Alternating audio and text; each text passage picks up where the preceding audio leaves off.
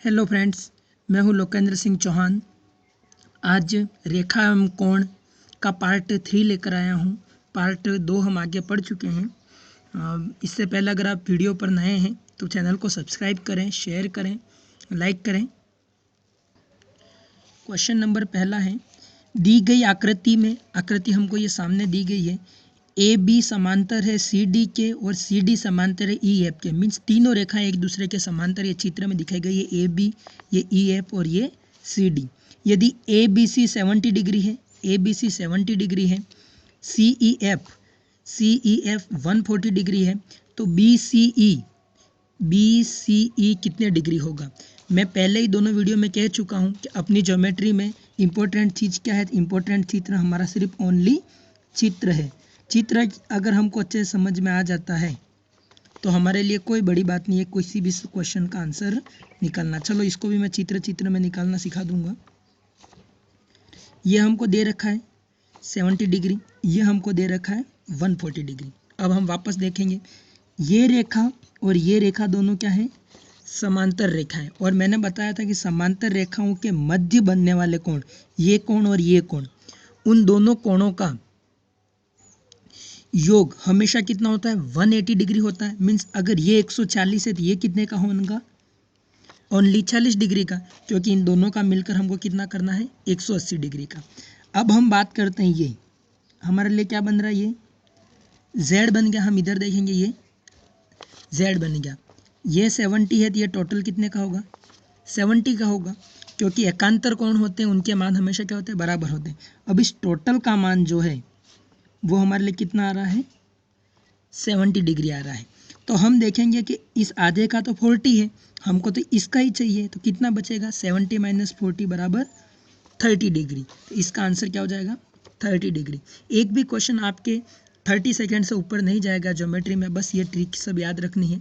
Next question, दिए गए चित्र में ए बी समांतर है सी डी के।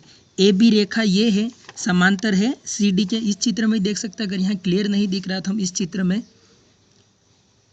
सॉल्व करेंगे। सी ए बी हमको कितना दे रखा है, 80 डिग्री, तो हमने 80 डिग्री लिख दिया है। तथा सी ई एफ वो हमको दे रखा है 30 डिग्री, तो हमें सी एफ ई इस कोण का मान हमको चाहिए। बिल्कुल इजी है।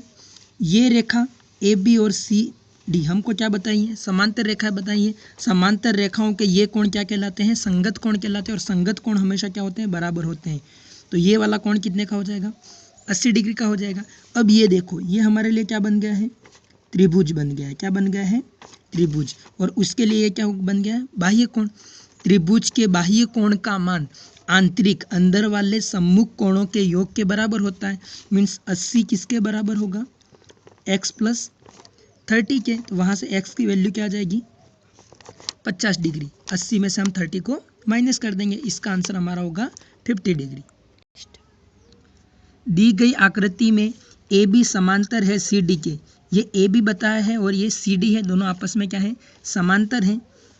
हम बना देते हैं यहाँ पर, ये हमने समांतर रेखाएं बना दी, ए बी सी और डी। एक्स वाई जेड एक त्रिभुज है, ये त्रिभुज बना दिया हमने। एक्स वाई और जेड एक त्रिभुज है, जहाँ कोण ए एक्स वाई उसका मान हमको 70 डिग्री दिया गया है। एक्स जेड डी कितने डिग्री दिया गया है, 120 डिग्री हमको दिया गया है। तो कोण वाई एक्स जेड इसका मान कितना होगा, कोई डिफ़िकल्टी नहीं है हमारे लिए।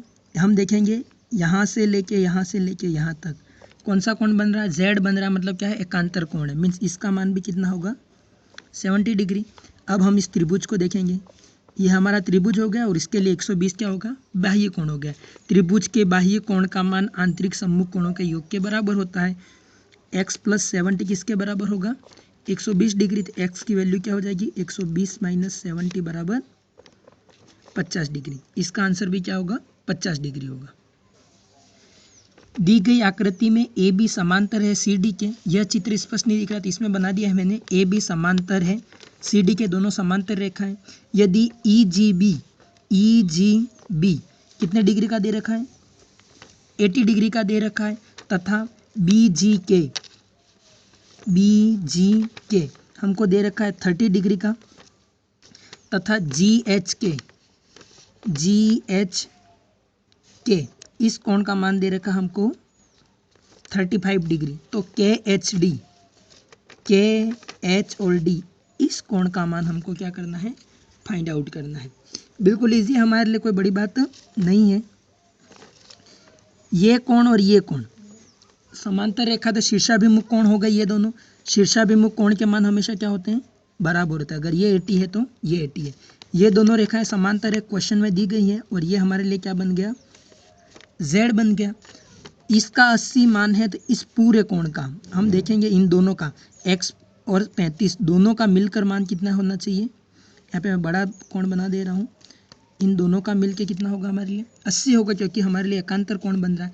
अब हम देखेंगे यहाँ पर कि x plus 35 is equal to कितने हैं, 80, क्योंकि एकांतर कोण है। वहाँ से x की वैल्यू क्या हो जाएगी, 80 माइनस 35 कितना होगा, 45 डिग्री हमारा इसका आंसर होगा।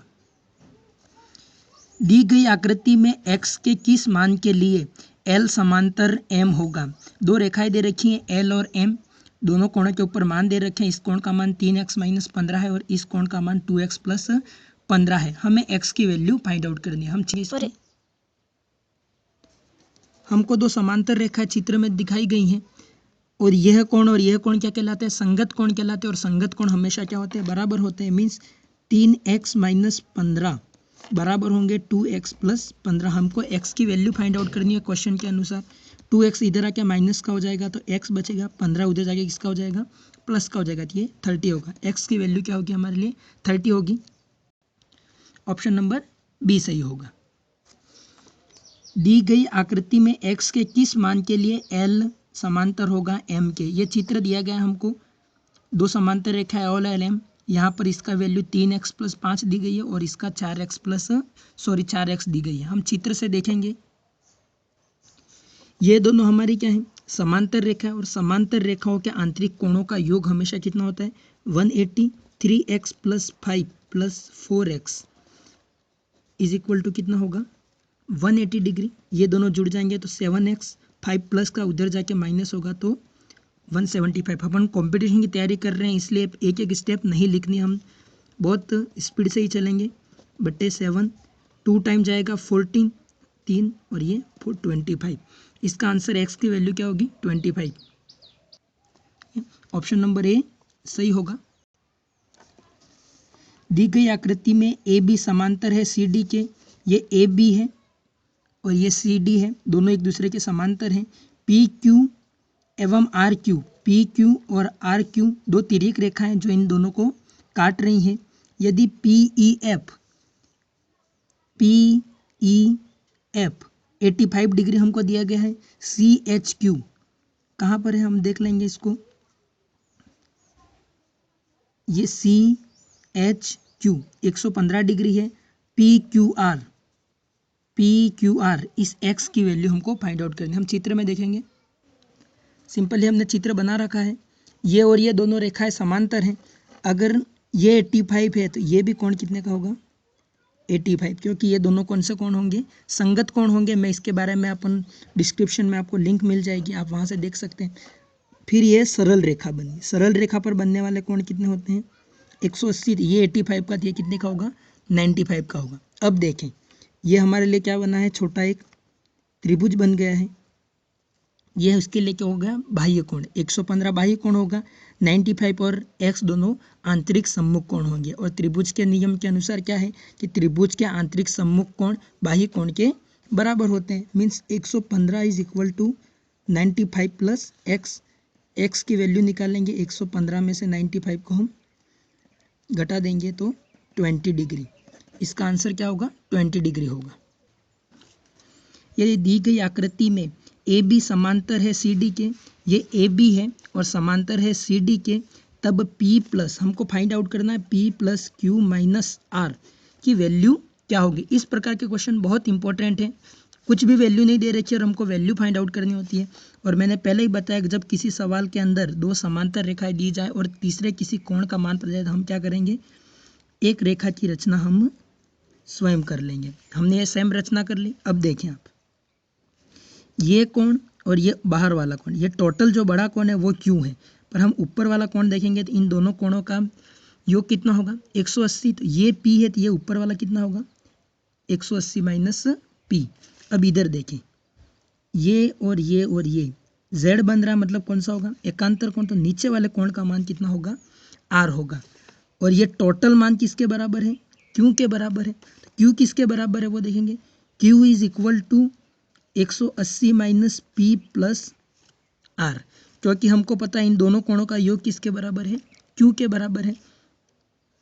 ये हमारा हो गया। अब हम क्या करेंगे, वैल्यू इसकी निकालेंगे, p को इधर कर लेंगे, p प्लस का हो जाएगा, q इधर ही है तो q का ही प्लस का ही रहेगा, r प्लस का इधर किसका हो जाएगा माइनस का हो गया। बन गई हमारे लिए इक्वेशन, बराबर कितना बचा 180, मतलब p plus q minus r की वैल्यू क्या होगी 180 डिग्री होगी। ऑप्शन नंबर डी सही होगा।